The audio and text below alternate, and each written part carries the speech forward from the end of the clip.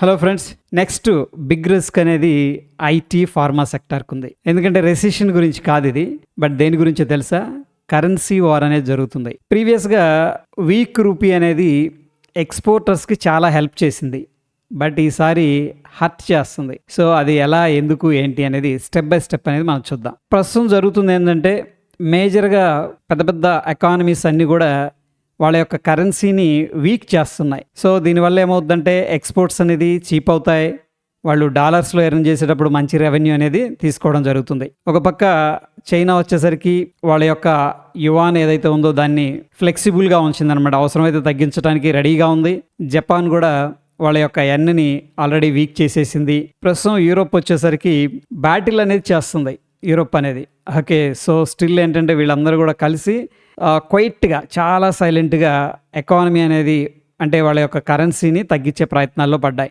ప్రస్తుతం సిచ్యువేషన్లో India rupee అనేది స్టేబుల్ అయింది. సో అదర్ బిగ్ ఎకానమీస్ ఏవైతే ఉన్నాయో అవన్నీ కూడా వాళ్ళ యొక్క కరెన్సీని డివాల్యూట్ చేస్తూ ఉన్నాయి. ప్రస్తుతం ఇండియా రూపీ ఏదైతే ఉందో అది స్టేబుల్ అయింది. సో మేజర్గా కంట్రీస్, అంటే మేజర్ ఎకానమీ వాళ్ళ కరెన్సీ అనేది చాలా వీక్గా కనిపిస్తుంది. ప్రస్తుతం వాళ్ళతో కంపేర్ చేసినప్పుడు ఇండియన్ రూపీ అనేది స్టేబుల్గా కనిపిస్తుంది. సో ఇట్స్ లుక్స్ కూడా అనమాట. బట్ ఎక్స్పోర్టర్స్ ఎవరైతే ఉన్నారో వాళ్ళకి ప్రైసింగ్ ప్రాబ్లం క్రియేట్ చేసే అవకాశం కనిపిస్తుంది. ప్రీవియస్గా చూసుకున్నట్లయితే వీక్ రూపీ అనేది అడ్వాంటేజ్ ఉండేది, బట్ ఈ యొక్క అడ్వాంటేజ్ తగ్గుతూ వస్తుంది.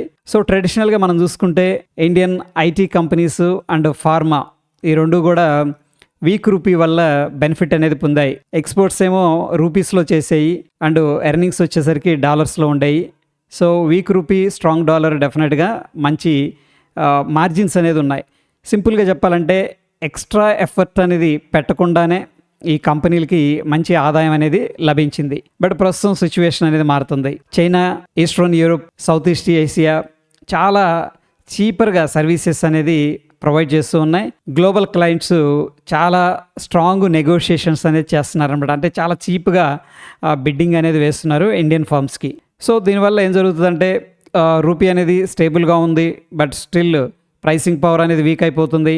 ఎప్పుడైతే ప్రైసింగ్ పవర్ అనేది వీక్ అయిపోతుందో కంపెనీస్ యొక్క మార్జిన్స్ ఏవైతే ఉన్నాయో అవి తగ్గిపోయే అవకాశం ఉంది.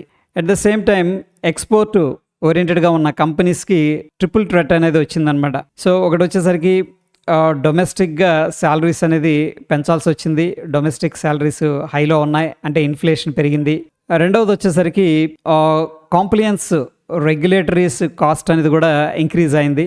ఇక మూడవది వచ్చేసరికి లో బిల్లింగ్ అనేది జరుగుతుంది. బికాజ్ స్ట్రాంగ్ కాంపిటీషన్ ఉంది. గ్లోబల్గా వెండర్స్ అందరూ కూడా లో బిల్లింగ్ అనేది ప్రిఫర్ చేస్తూ ఉన్నారు. సో వీళ్ళ కంపెనీస్కి మార్జిన్స్ అనేది ప్రెషర్లో ఉన్నాయి. కాస్ట్ రైజ్ అవుతుంది. మన ఇండియాలో ఎక్స్పోర్ట్స్లో అక్కడ ఎకానమీ రూపీ అనేది స్ట్రాంగ్గా ఉంది as compare to other countries. So దీనివల్ల మార్జిన్ ప్రెషర్ అనేది కనిపిస్తుంది. సో ఈ ఫ్యాక్టర్స్ వల్ల ఏం జరుగుతుందంటే కంపెనీస్కి మార్జిన్స్ ఏవైతే ఉన్నాయో అవి తగ్గుతూ వస్తూ ఉన్నాయి. ఇది చాలా చాలా డేంజరస్ అనమాట.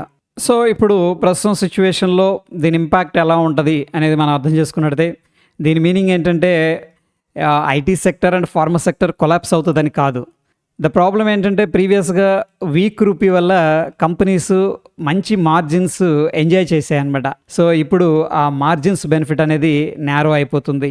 సో ఆ సైకిల్ ఆల్మోస్ట్ ఓవర్ అయిపోయింది. ప్రస్తుతం మనం ఇన్వెస్టర్గా ఫోకస్ చేయాల్సింది ఏంటంటే కంపెనీ ఎంత పెద్ద పెద్ద డీల్స్ ఏ ప్రైస్ దగ్గర వాళ్ళు విన్ అవుతున్నారు, మార్జిన్ గైడెన్స్ ఎలా ఉంటుంది, ఓకే, దాని తర్వాత కరెన్సీ కామెంటరీ అనేది కూడా very important. So the next question మన మైండ్లోకి వచ్చేది ఏంటంటే, ఇప్పుడు ఐటీ అండ్ ఫార్మా అనేది ఇది ఇన్వెస్ట్ చేయకూడదా అని కాదు, బట్ ఏ ప్రైస్ దగ్గర, అంటే ఏ వాల్యుయేషన్స్ దగ్గర మనం ఆ కంపెనీస్ని కొంటున్నాం అనేది వెరీ వెరీ ఇంపార్టెంట్. ప్రస్తుతం సిచ్యువేషన్లో వీక్ రూపీ అనేది ఆ యొక్క మార్జిన్ బెనిఫిట్ అనేది తగ్గిపోతూ వస్తుంది. సో ప్రాబ్లీ వీళ్ళ కంపెనీస్కి మార్జిన్స్ అనేది తగ్గే అవకాశం ఉంది. దాన్ని చాలా జాగ్రత్తగా అబ్జర్వ్ చేయాలి. అప్పుడు మాత్రమే మంచి వాల్యుయేషన్స్ని మాత్రమే ఆ కంపెనీస్ అనేది మనం ఓన్ చేసుకోవాలనేది దీని యొక్క సారాంశం. హోప్ వీడియో ఇన్ఫర్మేటివ్గా ఉందని చెప్పేసి అనుకుంటున్నాను. ఫ్రెండ్స్, వీడియో నచ్చింది అనుకుంటే తప్పకుండా లైక్ చేయండి. మరొక ఇంట్రెస్టింగ్ ఎపిసోడ్ మళ్ళీ కలుసుకుందాం. ధన్యవాదాలు.